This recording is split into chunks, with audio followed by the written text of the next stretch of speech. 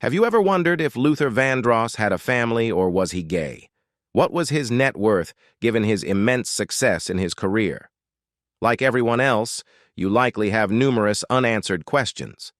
With songs such as Dance with My Father and Never Too Much, his powerful and soothing voice earned him millions of fans around the world. Despite his musical fame, details about his personal life remained largely unknown. In this video, we'll delve into every aspect of the King of Soul's life, offering a comprehensive look from his early years onward. Don't forget to like and subscribe. Let's go. Early years. The renowned singer of Dance with My Father, Luther Vandross Jr., entered the world on April 20th, 1951, in New York City, New York. Luther's parents, Mary Ida Vandross and Luther Vandross Sr., guided their children towards a musical path from an early age. Luther spent his formative years in the Alfred E. Smith housing projects in Lower Manhattan. His father, Luther Vandross Sr., worked as an upholsterer, while his mother, Mary, pursued a career as a nurse. Encouraged by a musical lineage, Luther's aunt, Patricia Vandross, was a member of the Crests in the mid-50s. Luther's own musical journey began at an astonishingly young age, starting to play the piano at 3 and taking formal lessons at just 5. While these early lessons were crucial, Luther mostly honed his skills through self-teaching. Tragedy struck when Luther Vandross Sr. passed away in 1959, when Luther Jr. was a mere 8 years old. Luther and his mother relocated to the Bronx, where he attended William Howard Taft High School. During his high school years, Luther founded a vocal group named Shades of Jade, including friends Carlos Alomar, Robin Clark, Anthony Hinton, Diane Sumler, and Fonzie Thornton. The group, along with 11 others, became part of the musical theater production Listen, My Brother, hosted by the Apollo Theater. After graduating from William Howard Taft High School, Luther Vandross briefly attended Western Michigan University before deciding to drop out and fully commit to his burgeoning music career. Little did he know then that this decision would lead to a highly successful and influential musical journey. Uprising. Luther Vandross's musical prowess was not just acknowledged. It was celebrated with an array of prestigious awards spanning from Grammys to Soul Train Awards. His accolades covered a spectrum of categories, including Best R&B Song, Best R&B Album, Song of the Year, Best R&B Performance, and even the NAACP Award for Outstanding Song. During his illustrious music career, Luther clinched an impressive 8 Grammy Awards and 8 American Music Awards. No award seemed beyond his reach, and his commitment to excellence reflected in the extensive list of accolades. Notably, he garnered a staggering 31 Grammy nominations, showcasing the widespread recognition of his musical genius. His presence extended beyond the recording studio, as he became a regular performer on iconic shows like Saturday Night Live, The Tonight Show, Rosie O'Donnell, The Arsenio Hall Show, Solid Gold, and Soul Train. His influence reached the political arena, with Luther earning a special place in Washington, D.C. Invited to perform regularly at inauguration events, galas, and Christmas parties, Luther's popularity extended beyond the music industry, earning him respect and admiration from political figures. In the world of music and beyond, Luther Vandross's legacy is not just one of awards and accolades, but a testament to his unmatched talent and the indelible mark he left on the hearts of fans, peers, and even political luminaries. Was Luther Vandross gay?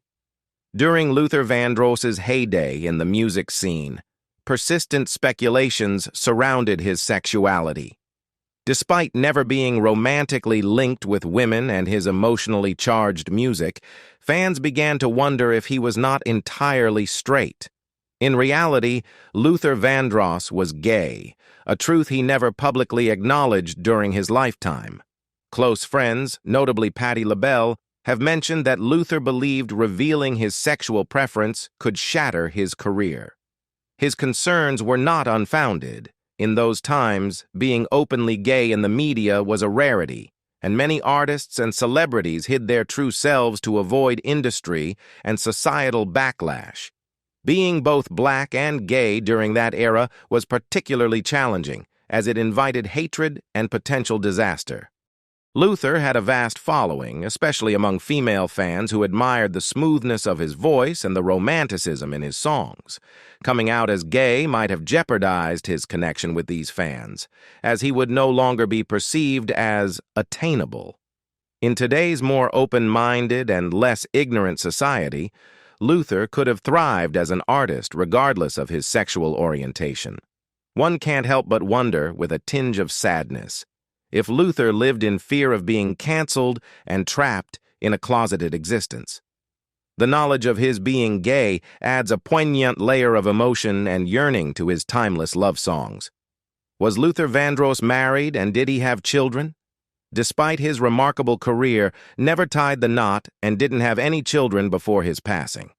Tragically, he outlived all of his older siblings, and his mother endured the heartbreak of outliving her own children. While Luther never publicly acknowledged his sexual orientation during his lifetime, some close friends and colleagues have asserted that he was gay. An intriguing insight into this aspect of his life comes from Lenny Kravitz, who lived with the renowned music artist David Lasley. Lenny overheard Luther Vandross and David Lasley engaging in late-night phone conversations, sometimes on speakerphone, providing a glimpse into Luther's personal life. Luther, in a rare revelation about his sexual orientation, expressed that despite the adoration he received from his female fans, he found himself more drawn to his male counterparts. Lenny, who was a close friend of Luther, empathized with the loneliness Luther experienced, unable to fully be himself in front of others. The decision to keep his interest in men private was driven, in part, by Luther's desire not to disappoint those around him, including his female fans. It was undoubtedly a challenging and arduous choice for him, reflecting the societal complexities he navigated. Luther Vandross faced the difficulty of concealing his true self, a struggle that undoubtedly added a layer of hardship to his personal journey. Why his gender is his biggest secret. The issue of outing is a delicate and complex subject within the LGBTQ community. Throughout history, revealing one's sexual or gender identity, even by choice, has been perilous in a society where LGBTQ individuals face ridicule and harm. Despite significant progress in civil rights and societal acceptance, coming out remains a courageous and bold act, especially for those who identify as lesbian, gay, bisexual, or transgender. For Black individuals who are also gay, the decision to come out becomes even more radical. Considering the intersection of racial and LGBTQ identities, the potential consequences of being open about one's sexuality can be daunting. The anxiety Luther Vandross might have felt contemplating the idea of being an openly gay Black man at the pinnacle of his musical career in the 80s is profound. As a sex symbol in the world of R&B, deeply rooted in the African American church and Black culture, Luther's disclosure of his sexuality could have had significant repercussions within the community. Even if he had the desire to be open about his sexuality, there was no historical context for Vandross to feel secure in the knowledge that he would still be loved and accepted. Despite the prevailing homophobia and the community's fixation on toxic masculinity. While the pop world had figures like Boy George and Elton John, Luther Vandross, within his R&B genre, might have been seen as a solitary figure in the face of such oppression. Being the first to confront both racism and homophobia is an overwhelming responsibility. In the music industry at that time, male artists held the responsibility of being a fantasy for female listeners. For Luther Vandross, who made women swoon with his velvety voice, being openly gay was perceived as detrimental to his public image and commercial success. It seems that Luther Vandross didn't necessarily care about people's perceptions of his sexuality. Rather, he chose not to confirm or deny it, maintaining a level of privacy in a time when the industry and society were less accepting and understanding of diverse identities. Luther Vandross's choice to keep his sexuality private exposed him to a flurry of rumors, with some falsely suggesting he had contracted AIDS.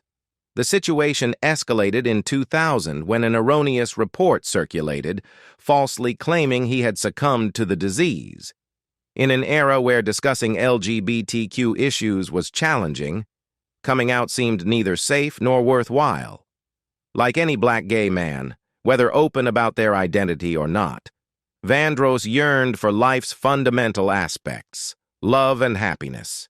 In an interview with Vibe, he openly confessed that he had never experienced reciprocated love, stating, "I'm still waiting."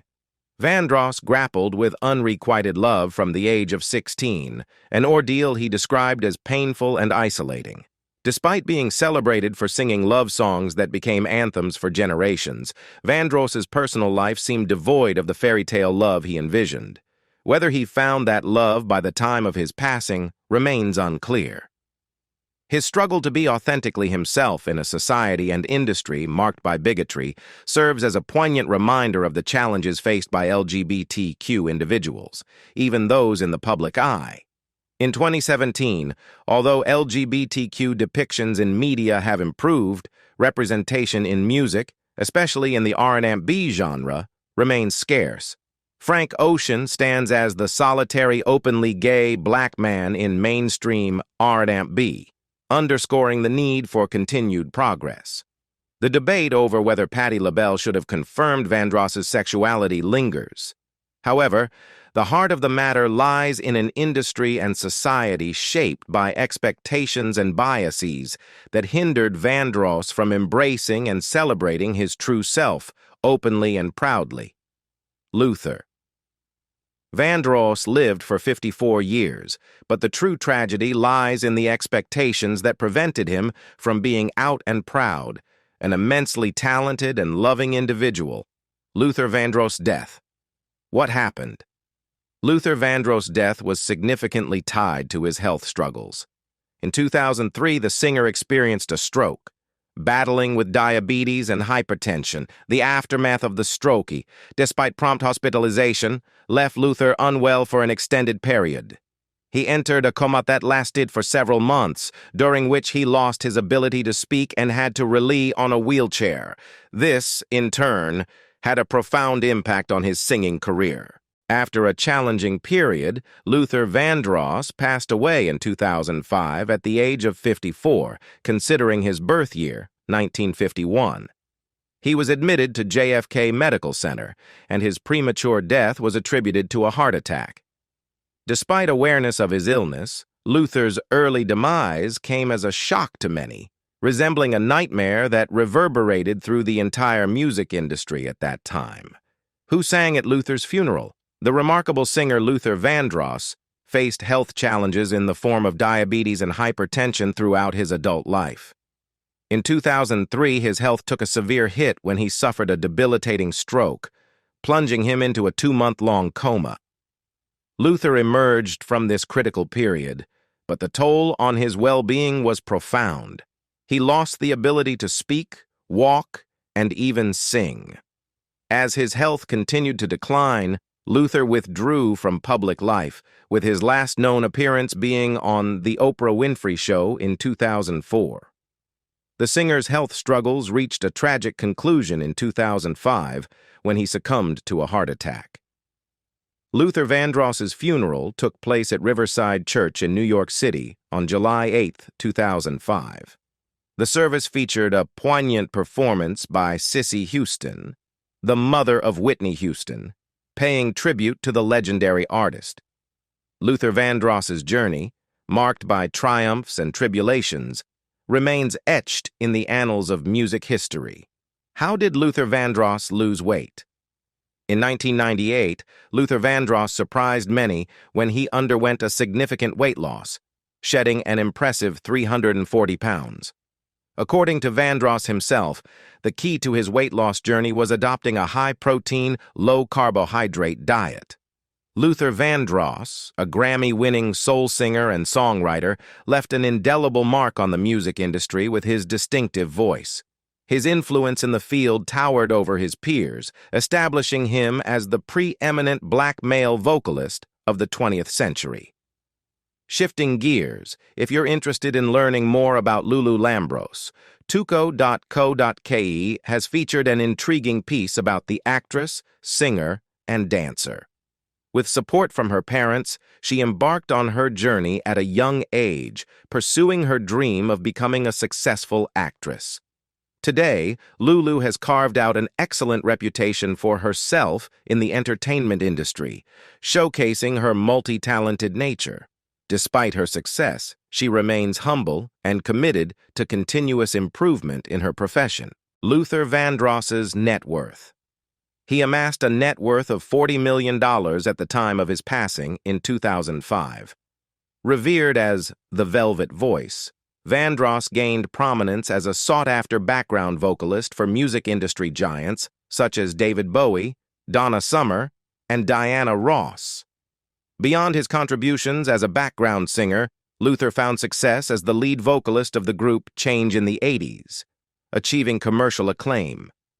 His solo career further solidified his status in the music world, with hit songs and popular duets that resonated globally.